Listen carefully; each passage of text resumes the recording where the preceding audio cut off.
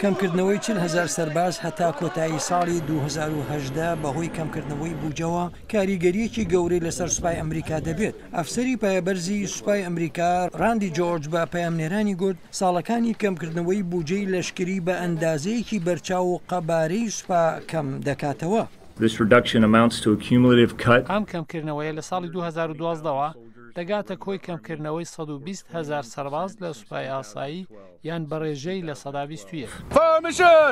لە پێناو پاشەکەوتکردنی 7.1 میلیارد دلار سوپا پێویستی بە کەمکردنەوەی 450 هەتا 490,000 سەرباز هەیە. کەمکردنەوەی بوجەی لەشکری 26 دامەزراوی لەشکری لە 8 ستانی ئەمریکا دەگرێتەوە. جەنەرال ڕاندی دەڵێت کەمکردنەوەکە ژماری سەربازانمان لە کۆریای باشوور و ئەڵمانیاش دەگرێتەوە. کۆلۆنێل ستیڤ وارن دوای جەنگی جیهانی یەکەم و دووەم دوای هەر جەنگێک ئەم کارمان کردو و هەمیشە کەمکردنەوە هەبووە. بەڵام ئەگەر کۆنگرس کەمکردنەوەکانی خەرجی فیدرالی ڕانەگرێت ڕەوشەکە خراپتر دەبێت.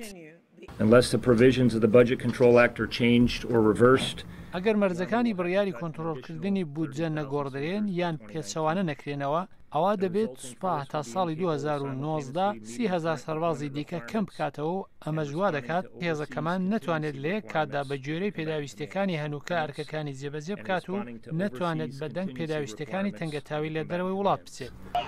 کەمکردنەوەی بوجەی لەشکری لەو دەمەدا پێنتاگۆن هەوڵ دەدات سەر و سەودا لەگەڵ نزیکەی بڕی 1 تریلیۆن دۆلار لە کەمکردنەوەی بوجەی لەشکریدا بکات ئەوەی بڕیارە لە 10 ساڵی ئایندەدا جێبەجێ بکات.